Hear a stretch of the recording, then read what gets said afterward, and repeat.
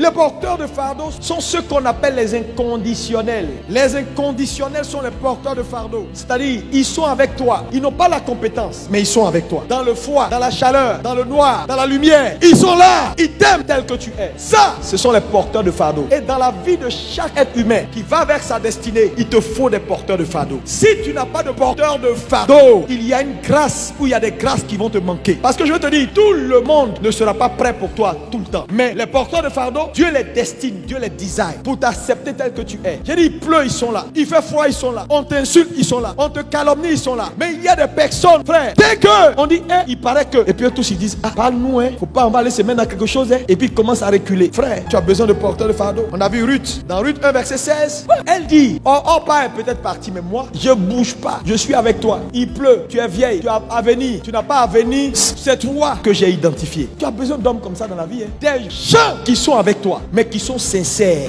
Ils ne sont pas avec toi pour ce que tu leur donnes. Tu leur donnes quoi? Rien. Mais ils sont avec toi parce que Dieu t'a mis dans leur cœur. Ça, c'est pas, il n'y a pas de prix pour ça. Et ce sont des aides de destinée tellement importantes. Parce que je veux te dire, tu vas marcher dans la vie, à un moment donné, tu vas sembler être seul. Parce que les hommes influents peuvent t'aider et partir. Les connexions divines peuvent venir et partir. Même les hommes talentueux peuvent venir et partir. Mais les porteurs de fardeau, ils sont là. Frère, ils sont là. Ils sont avec toi. Ils n'ont pas l'argent, mais leur amour, leur soutien, leur présence est importante. Parce que nous sommes dans un monde où en présence d'intérêt, tout le monde t'aime. Quand les intérêts sont nombreux, les amis augmentent. Quand les choses sont bien, tout le monde est là. Mais quand ça devient difficile, c'est là on voit les vraies personnes que Dieu nous destine. Tu as besoin de quelqu'un qui va prendre tes fardeaux, qui va porter tes angoisses, qui va t'écouter et qui va dire oui, tu dors, tu pleures, je suis là. Que ton mari ou ta femme devienne un porteur de fardeau, sinon tu peux être dans la maison, tu pleures, le gars il est en train de manger arraché, tu es seul, mélangé dans tes affaires, il n'y a pas quelqu'un qui tu peux parler. Le monsieur il est sur son téléphone. Dans la vie il y a des inconditionnels. Eux c'est pas si tu fais je fais. Ils sont là pour toi. Quand c'est bon, tout le monde sera là. Mais quand tu vas porter ta croix, c'est seulement les gens qui vont t'accompagner. Quand je parle de Jean, l'apôtre, je peux comprendre pourquoi Jésus dit c'est le disciple que j'aimais le plus. Il a tourné le regard. C'est le seul qu'il a vu avec Marie. Quand tout le monde est parti, Jésus était comme anathème. Et il n'y avait pas quelqu'un qui avait envie en son temps là de s'identifier à un tel homme. Tout le monde se cachait. Mais Joseph d'Arimathée de prendre sur lui, d'aller jusque chez Pilate, alors qu'il est homme influent. Il n'a pas regardé au fait qu'il allait perdre sa dignité et son rang et ses privilèges dans la société. Il est allé réclamer le corps de son maître. Et il a pris le corps. Non seulement il a pris le corps pour lui donner une sépulture qui était digne, mais il a donné à Jésus son héritage. Parce que la Bible dit son jardin et son tombeau à lui. Et en Israël en son temps, ce sont les riches qui avaient un tel héritage, qui se bâtissaient des caveaux. Mais prends ton caveau qui te revient pour donner à quelqu'un, la considération est énorme. Frère, je te dis, il te faut des hommes qui sont prêts. Quand ça chauffe, ils se dépouillent et puis ils t'habillent. C'est des denrées rares aujourd'hui dans nos églises. Il y a quelques-uns sur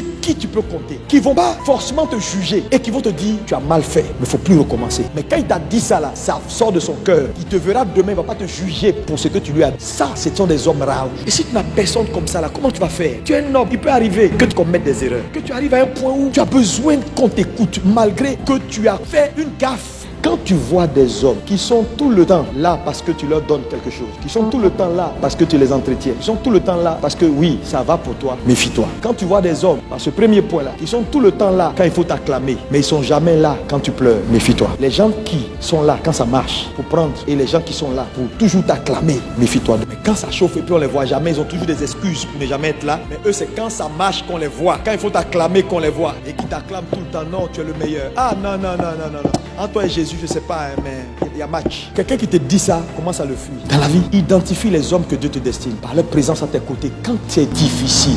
Et dans ta gloire, ils sont là, mais ils sont silencieux. Pourtant, c'est eux qui ont participé à cette gloire, mais ils sont silencieux. Ils ne se réclament pas. C'est des gens qu'il faut respecter. Ceux qui pleurent avec toi, il n'y en a pas beaucoup aujourd'hui, malheureusement. Tu as besoin d'hommes de destinée, d'hommes de qualité, des porteurs de fardeau. Les porteurs de fardeau, ils vont te faciliter la vie. Ils vont porter ta vision, courir avec ta vision. Tu vas voir que la vie devient facile parce qu'ils courent avec ta vision également. Vous connaissez l'histoire d'Élie et Élisée? Élisée était un porteur de fardeau. Même quand Élie lui dit, écoute, tu sais, c'est terminé, Dieu m'envoie. Il dit, moi, tu t'amuses, je suis avec toi. Même si tu dans le feu, on est dedans. Les gens se moquent de lui. Ton maître s'en va, laisse dire, je suis là. Le monsieur l'a découragé jusqu'à fatiguer. Il dit non. C'est ça la caractéristique des hommes, les porteurs de fardeau. Ils ne veulent jamais te laisser seul. Tu sais, ce que tu ne deviens pas dans la vie, personne ne le deviendra pour toi. Si tu n'apprends pas à porter les fardeaux de quelqu'un, tu ne trouveras pas d'homme pour porter toi aussi tes fardeaux. Parce que la vie, elle est faite de réciprocité. Je vous le dis, c'est ce qu'un homme sème qu'il moissonne.